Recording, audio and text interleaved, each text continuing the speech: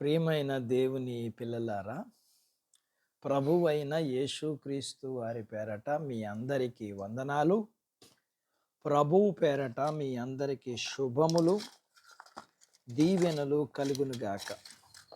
ఈ ఉదయకాలం పరిశుద్ధ గ్రంథము నుండి దేవుని వాక్యాన్ని చదువుకుందాము. కీర్తనల గ్రంథము 81వ కీర్తన 10వ వచనం చదువుకుందాం. నీ నోరు బాగుగా తెరువుము, నేను దాన్ని నింపెదను. దేవుడు తన మాటలు మన కొరకు దీవించునుగాక. ఆమేన్. ప్రియమైన దేవుని పిల్లలారా, ప్రార్థన చేయటానికి ఈ వాక్యం ఎంతో ప్రోత్సాహం ఇస్తుంది. లౌకిక విషయాలు మాత్రమే దేవుణ్ణి అడిగేలా మానవ అభిప్రాయాలు నడిపిస్తాయి. ఎందుకంటే దేవుని దగ్గర నుండి పరలోక విషయాలు పొందడానికి తగిన అర్హత మనకు లేదన్న తలంపులు మనలో ఉన్నాయి.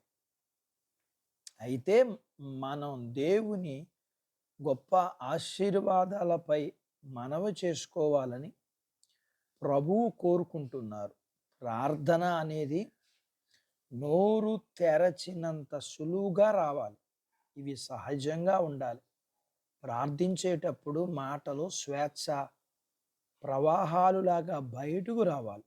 ఒక వ్యక్తి ఎంత ఆసక్తి పరుడైతే అంత బాగా నోరు తెరుస్తాడు.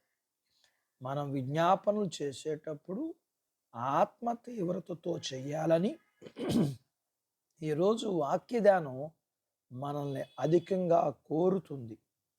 దేవునితో మనం ధైర్యంగా మాట్లాడాలనే అర్థం కూడా ఈ వాక్యంలో ఉంది.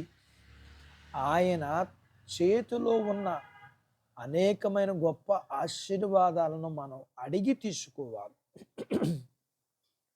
మన ధ్యాన వాక్యాన్ని పూర్తిగా చదవాలి. ఐగుప్తుల దేశము నుండి నిన్ను రప్పించిన నీ దేవుడగు యెహోవాను నేను, నీ నోరు బాగుగా తెరువుము, నేను దానిని నింపెదను. ఆయన మన ఎడల ఏం చేశాడో ముందే చెప్పి ఆ తర్వాత ఇంకా గొప్ప విషయాల కోసం ప్రార్థించమని చెబుతున్నాడు. అవును, అధికముగా కోరుకోమంటున్నాడు.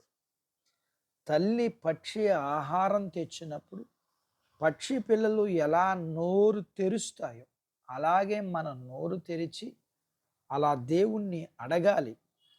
మనం నింపబడడానికి సిద్ధంగా ఉంటే దేవుడు మనల్ని తన దీవెనలతో నింపడానికి సిద్ధపడతాడు. మన అవసరాలు మన నోరు తెరిచిలా చేయాలి.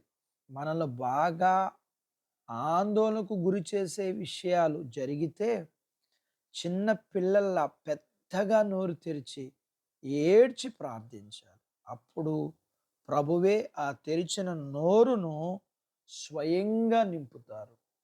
అటు బాధ్యత దేవుడు మనకు దయచేయునుగాక. ఆమేన్. దేవుడు తన మాటలు మన కొరకు దీవించునుగాక. ఆమేన్.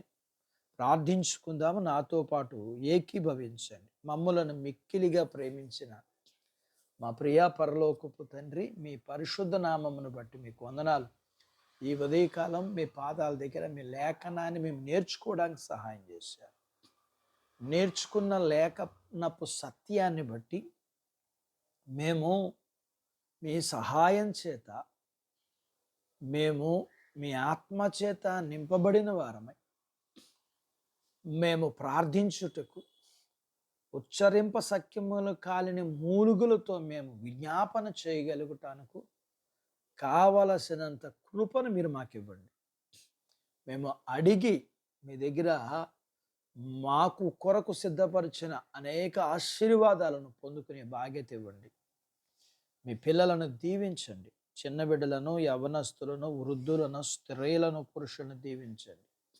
వారి చదువుల్లో, ఆరోగ్యాల్లో, వారి యొక్క ఉద్యోగ ప్రయత్నాల్లో విజయాలు ఇవ్వండి. అలాగే ఉద్యోగాలలో మీ పిల్లలకి ప్రమోషన్స్ ఇవ్వండి. చేతి పనులు, వ్యాపారాలు, పొలాలు, పశువులు దీవించండి. ప్రియుడా మీకు వందనాలు. వివాహాలు కాని వారికి అవుటకు, గర్భము లేని వారికి గర్భఫలములు, గర్భం కలిగిన వారికి సుఖమైన ప్రసూతి, ప్రసూతి అయిన వారికి ఆరోగ్యం ఇవ్వండి. అలాగే మీ పిల్లల అవసరాలు, బలహీనతలు, రుణాలను తీర్చండి. మీ పిల్లలను దీవించండి. మీరు సిద్ధపరిచిన పరలోకపు భూ సంబంధమైన దీవెనలకు పాత్రులుగా చేయాలని యేసు ప్రభువు వారి పేరట స్తుతించి ప్రార్థించి అడిగినవన్నీ పొందుకొని ఉన్నాము తండ్రి. ఆమెన్. దేవుడు మిమ్మల్ని దీవించునుగాక. ఆమెన్.